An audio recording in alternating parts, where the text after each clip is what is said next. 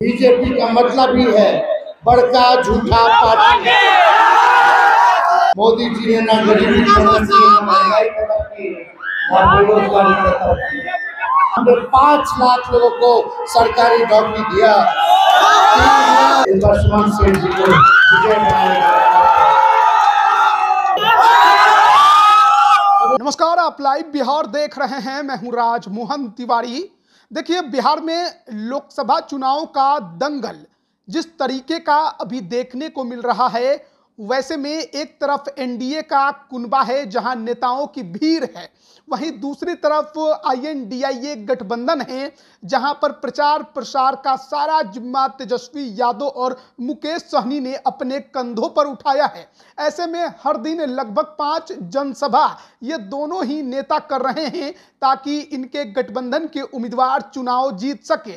तीसरे चरण में 5 सीटों की लड़ाई है और ऐसे में तेजस्वी यादव और मुकेश सहनी ने कमान संभाली हुई है। लेकिन आज तेजस्वी यादव को चोट लग गई, इसके बावजूद लगातार जनसभा को संबोधित करते रहे। हालात तो ऐसे बन गए कि तेजस्वी यादव को पहले पकड़कर खड़ा कराना पड़ा, फिर पकड़कर मंच से उतारना पड़ा। उसके बाद भी तेजस्वी यादव कहां रुकने वाले थे, वो फिर भी पहुंच गए झंझारपुर, जहां पर 7 मई को वोटिंग होने वाली है 4 अन्य सीटों के साथ में।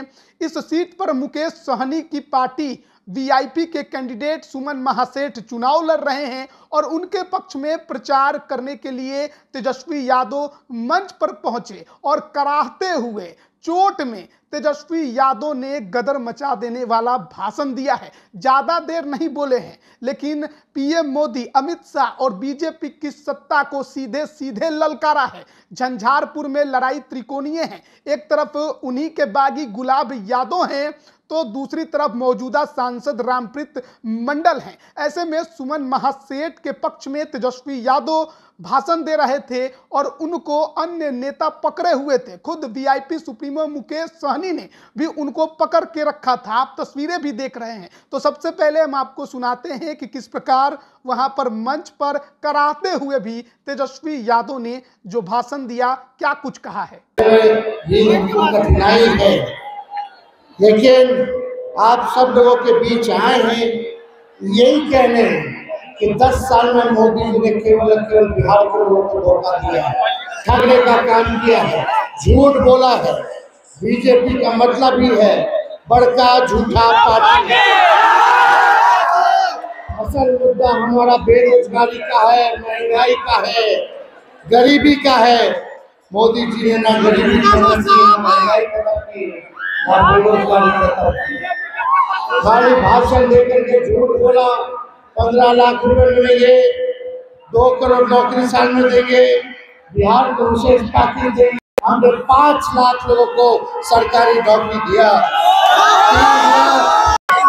और लेडी पर्स पर बटन दबा करके सुमन सेठ जी को, गरीब जनता जो है इस बार सुमन सेठ जी को विजय बनाया। आज मेरे को चोट हाथ उठा के बताइए। बहुत बहुत धन्यवाद। और तो सुमन महासेठ जी को जीत का माला हमारे छोटे भाई तेजस्वी जी पहनाई दी है। आप लोगों का आज्ञा हो तो फिर हम भी पहना देते हैं। तो अभी आपने सुना नेता प्रतिपक्ष तेजस्वी यादव को इस मुश्किल हालात में भी खड़े होकर झंझारपुर में वीआईपी के कैंडिडेट के लिए जनता को गोलबंद करने की कोशिश की। किस तरीके से बीजेपी के सत्ता को और पीएम मोदी के सत्ता को ललकारा और तमाम जनता को उन्होंने अपने पक्ष में यानी सुमन महासेठ को वोट देने की अपील की है। लड़ाई तो इस सीट पर जबरदस्त है, लेकिन फिलहाल चोटिल तेजस्वी यादव जिस तरीके से कमान संभाल कर नेतृत्व कर रहे हैं गठबंधन का, जाहिर तौर पर तारीफ के काबिल हैं। चोट के बावजूद लगातार हर जगह मौजूद दिखाई दे रहे हैं और आज 4 जनसभाएं उन्होंने की है और ऐसे में जो तमाम बातें उन्होंने कही है, अब जनता उनकी बातों से कितना प्रभावित हुई, कितना वोट गोलबंद होगा, ये तो 7 मई के वोटिंग के बाद 4 जून को पता चलेगा।